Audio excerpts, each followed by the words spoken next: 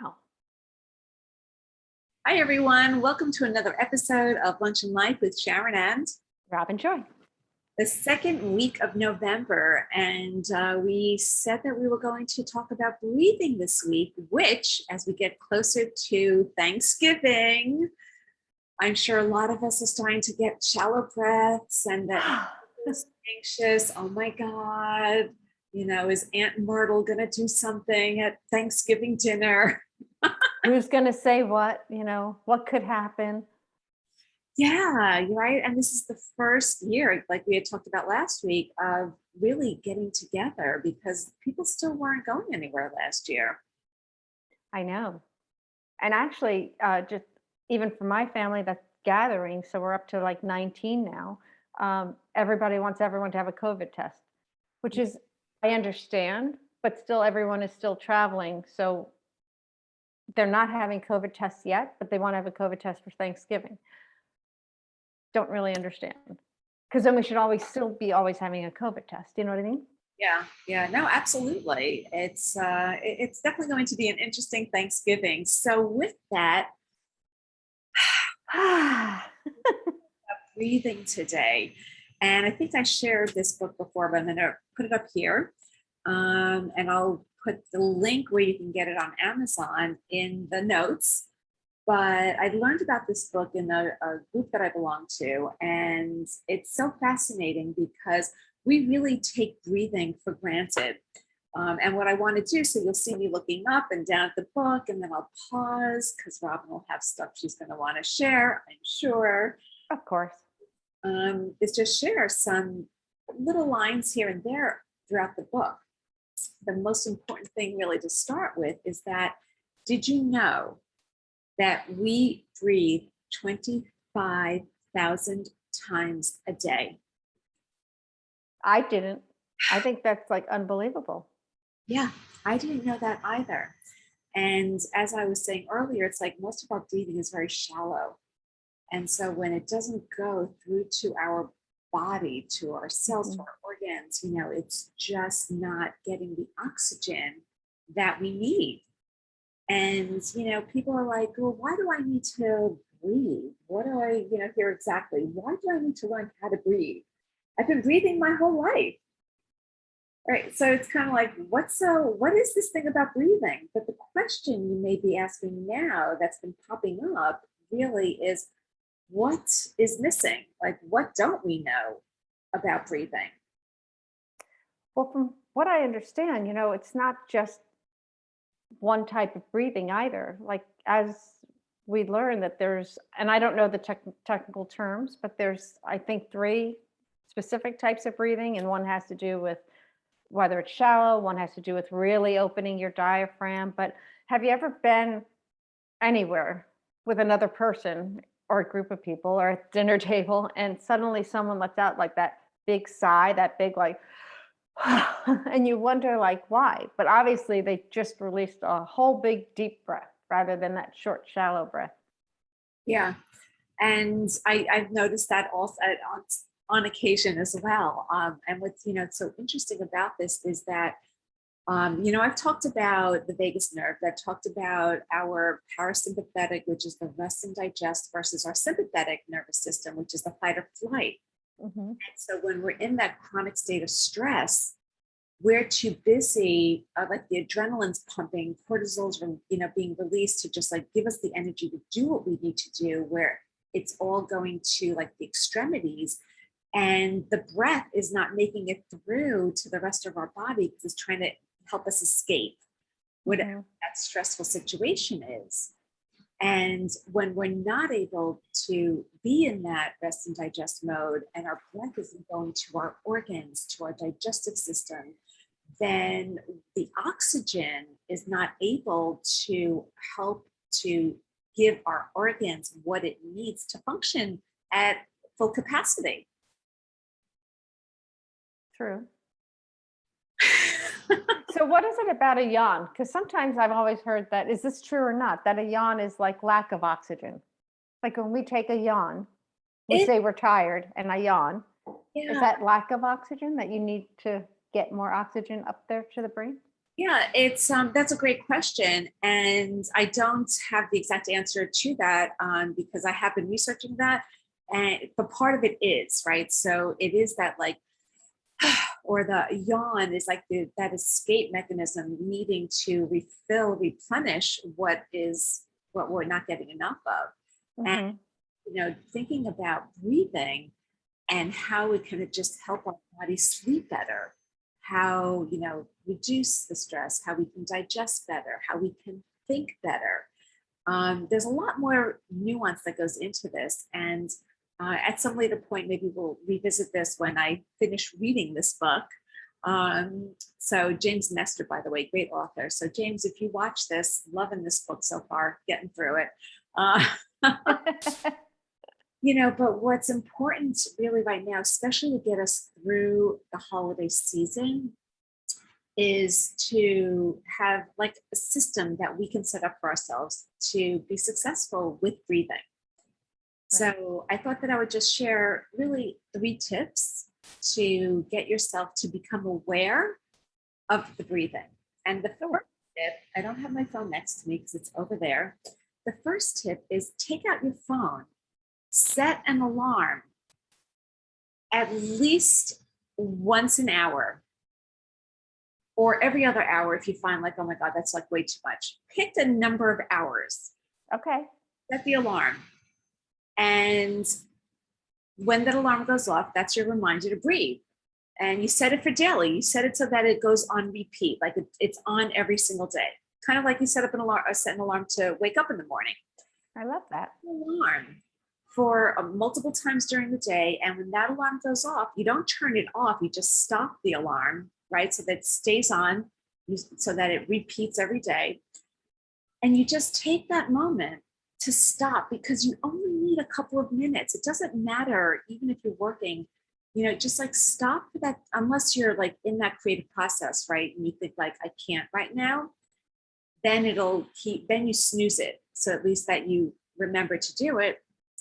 And you just stop, and there's so many breathing techniques that you can do.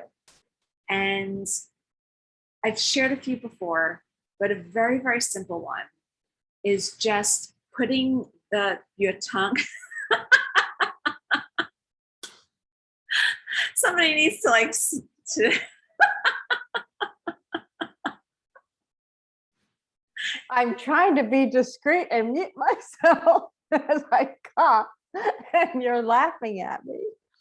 cough, Anyways, like a cough yawn. I'm coughing. Excuse me, everyone. Oh my God. Hey, listen, Put your tongue. so do this. You do na na na na na na na, and that's where you feel the tongue should hit behind the top No, no, no, no, no. Uh-huh. front teeth. And then with your mouth closed, you breathe in through your nose for a count of 4, breathe out through your nose for a count of 4. Just doing in and out breathing through the nose with the roof of your tongue, the tongue at the roof of your mouth. Gotcha. This will also really tell you quickly if you're stuffed up, that's a sign to pay attention to why am I congested? And a lot of times we think, oh, it's allergies, oh, it's dust, oh, it's, fill in the blank. But it could be food related. Oh, that's interesting. It could be, reacting to dairy and the mucus is clogging up your nose, right? So that's good information for you to pay attention to. And so that's a good way to breathe because it helps to slow you down. I'm practicing. Like you have to slow down and you can only be present to your breath. So it's almost like you're doing an active meditation as well, right? Because you can't focus on anything else when you're breathing, focusing on the breath. So that helps to reduce that anxiety and the stress.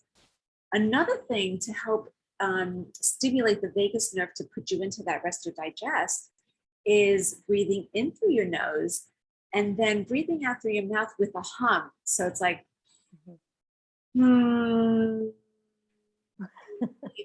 vibrating. That vibration helps the vagus nerve also go from the sympathetic to the parasympathetic. And again, wanting to do this helps send signals to our bodies to relax. You know, a lot of times, even when we're trying to lose weight and we think we're doing everything right, it's so much our lifestyle that keeps us losing weight. Our stress, our sleep, our breathing, over exercising.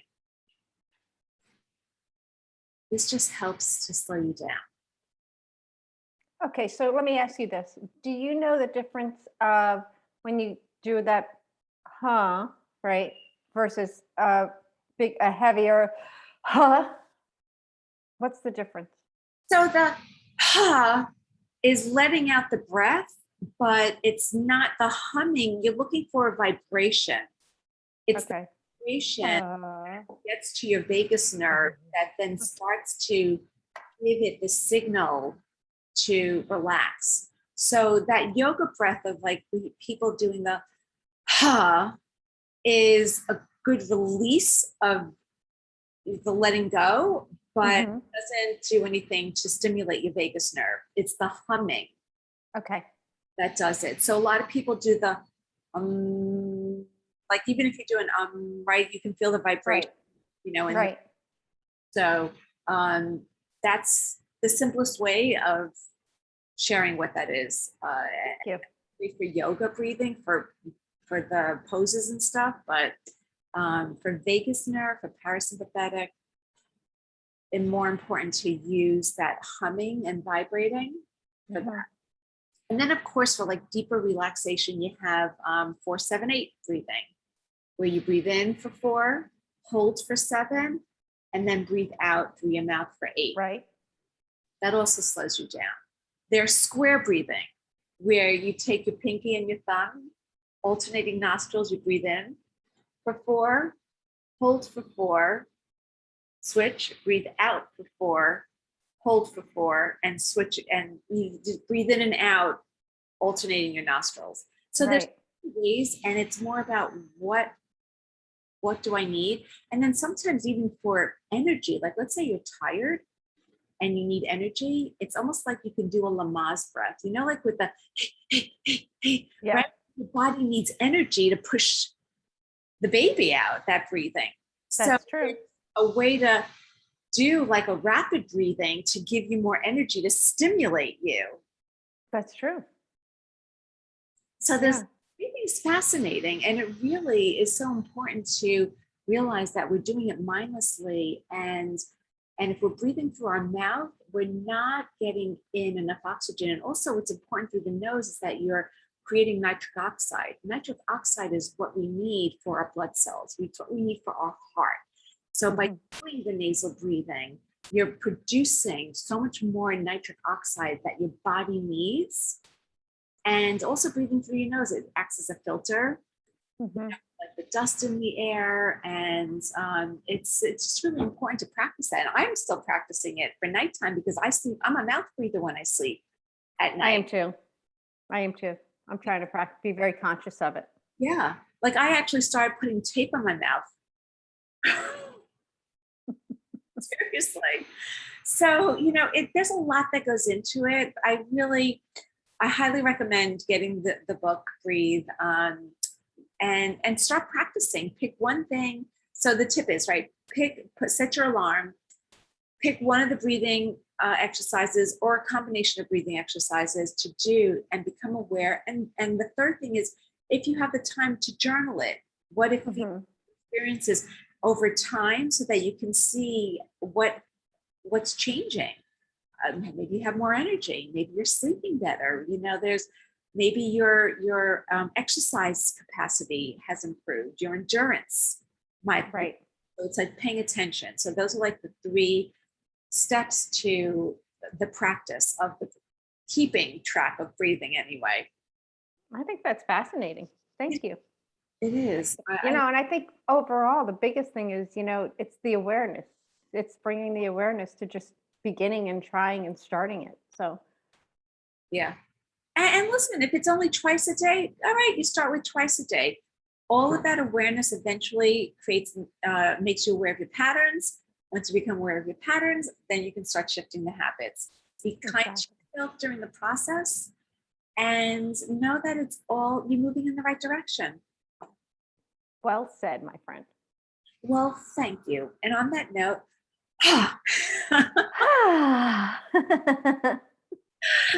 as always, love unpacking lunch with you, Robin. Likewise, right back at you. And next week, we're going to do a recipe for Thanksgiving. And we look forward to sharing that with you guys next week. Yeah, we'll be cooking next week. So have a great week, everyone. Have a great week.